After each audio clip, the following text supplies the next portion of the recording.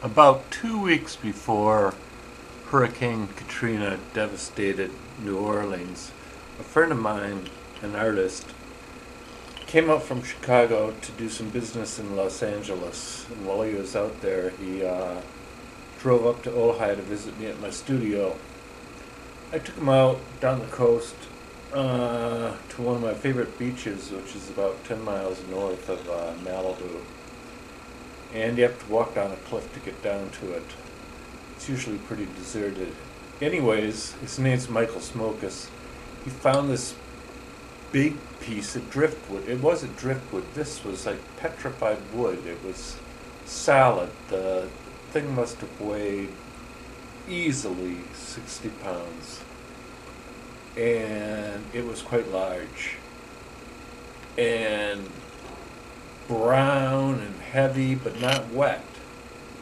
And he liked it, and he wanted to do something with it.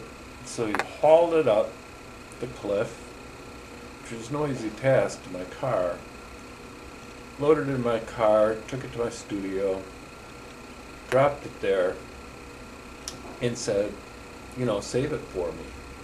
Now, I knew there was no way I could ship it to him. It weighed too much. He couldn't take it on an airplane if he flew back out here.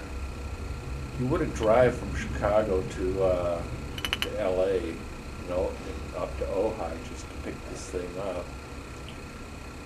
So, when the hurricane struck 2 weeks later,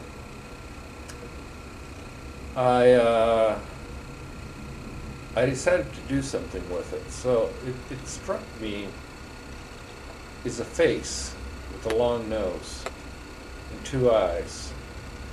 So that's what I painted it. That's how I painted it. And the whole time I was working on it, and I was working on it outside,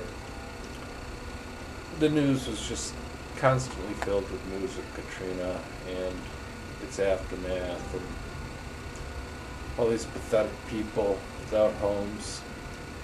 So I dedicated this work to the victims of Hurricane Katrina. Mike Smokus, by the way, did the watercolor you see in the background there. And the mask that appears on this figure later on in the video, I actually bought in New Orleans, way back in 1987.